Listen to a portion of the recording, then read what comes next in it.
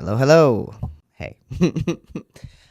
All right, so today it is just raining and windy and ridiculous outside. So instead of taking my morning walk, I am making a video. Yay! One of the things that I've been doing lately to kind of help myself cope with things that are going on in the news is to read a lot of nonfiction books, specifically about, queer history, trans history, how queer people over the course of history have dealt with discrimination and oppression and things like that. And it definitely has been helping me feel better about things because just seeing what people back then went through and how much worse they had it, and yet how brave they were and how strong they were and how they just kept fighting until we got to where we are today.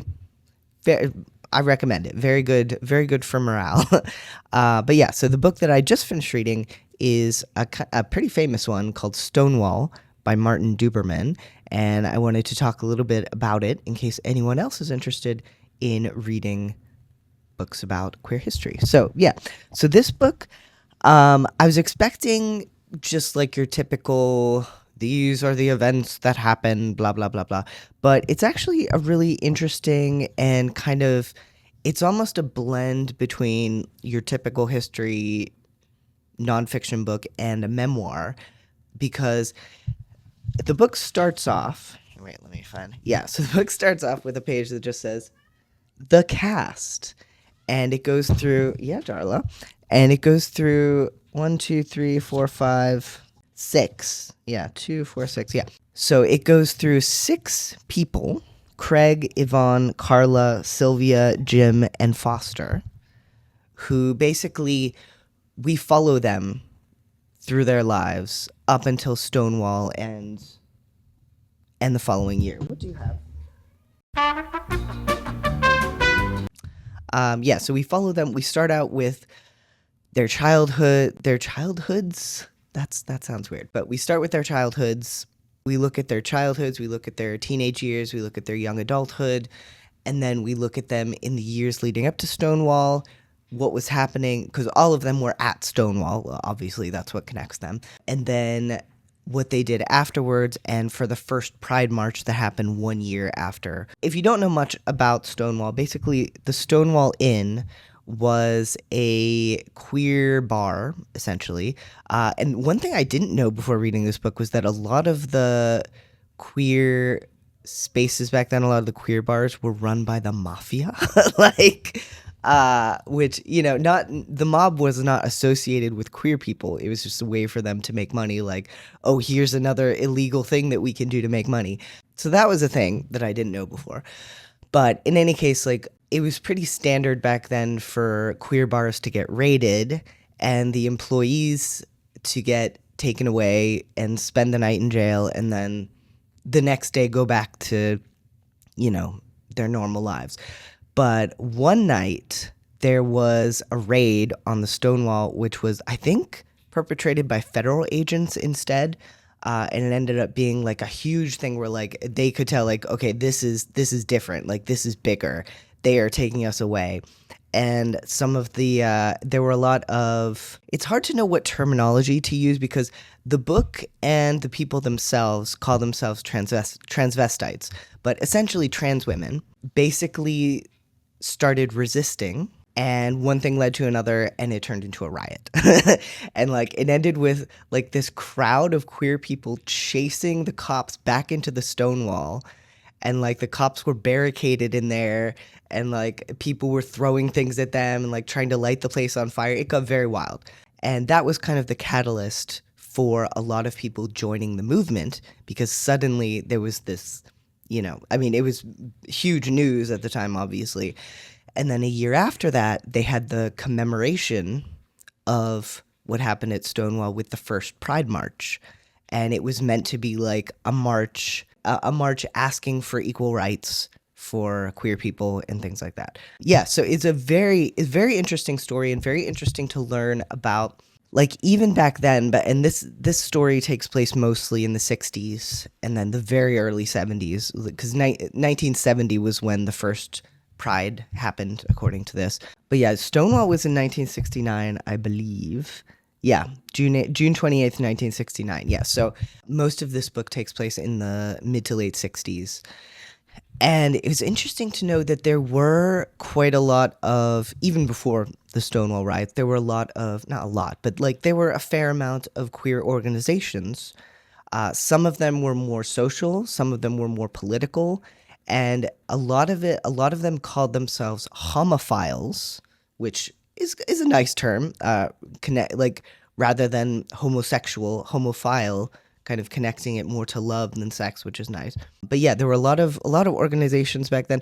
One of which I was very amused to know was called NACHO, which was North American.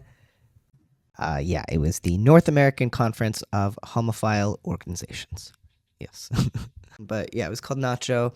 And another entertaining fact is that one of the prominent gay folks back then was a man named Guy Straight. Strait. So imagine just being a gay man in the burgeoning queer movement, and your name is Guy Straight. So, but yeah. So overall, like, I really, really enjoyed this book. It was great learning about the history and, like, coming at it from such a human perspective of, like, we're not seeing it as a whole. We're seeing it through the individual lenses of these 6 people, which is really cool. I will say, like, this book came out in 1993, and it has a new introduction from 2019.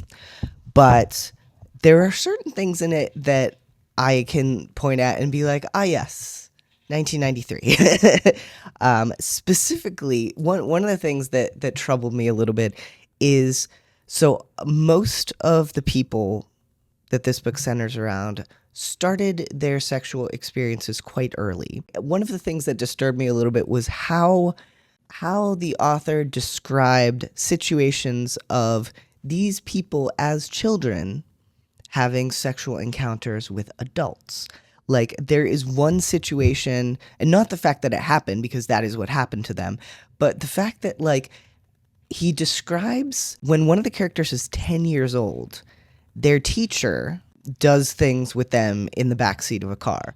And it is described as the teacher seducing the 10-year-old, which, like, no, that is not seduction. That is statutory rape.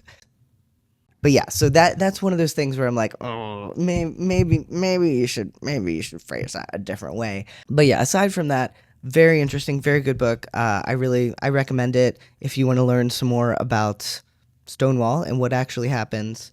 Yeah, and you know, it did its job, where it made me feel a lot more hopeful about things, and that is always a good thing. So. Yeah, so next up, I'm going to look at, I got so many books from the library. Like, I was sitting, I wasn't feeling great, and so I'm like, I'm going to look at some books. And instead of buying books on Amazon, I'm going to put holds on books in the library and just click. And now I have like 10 or 11 books that I have to read in the next 2 weeks. So, but, you know, I can always extend. But in any case, the next book is Rainbow Warrior, My Life in Color, by Gilbert Baker, and this is the person who created the rainbow flag. So I think it will be interesting to learn about how that came about and find out more about that person's life. And yeah, and then the other books I have are mostly memoirs. So yeah. Okay, but yeah, that's basically all I wanted to talk about. Just wanted to share some of the things I've been doing lately to feel better. Another thing I've been doing is like looking into lots of like any queer organization near me that has events, and most of them have been online. So I've in the last week I've attended like 3 or 4 online events. I learned about an organization called the Rainbow Railroad, which is very cool, which like basically what they do is they help people escape from countries where it's not safe for them to be queer. They do fundraisers and stuff, and like if you're a volunteer through that organization, you and a group of a certain number basically get together to do fundraising and support for a person who is coming to the United States seeking asylum because because it's not safe for them to be queer in their home country. So they're doing really good work. So if you're looking for an organization to donate to, they can always use help. And they do like individual fundraisers for the people that they're bringing over, so you can learn about the person and see directly who you're going to be helping. And it's pretty cool. So yeah, Rainbow Railroad. Okay, so that's all for me, because it's time for me to start my work for the day. But I hope you folks are all doing well. And yeah, if you've been reading anything interesting or doing anything cool lately to cope with things or find joy or whatever, feel free to comment below. And yeah, that's all from me. So I will talk to you folks later. Huge thanks as always to our patrons, who are amazing, wonderful, fantastic, spectacular, stupendous. And a special shout out to our Nick Nelson members, Kelly Walker, Paul Z, Kent Smither, Kim Engel, Sarah Parker Schemmelt, Courtney McAlexander, and Tanya. Have a wonderful rest of your day or night or whatever time of day it may happen to be. I'll see you next time. Okay? Bye.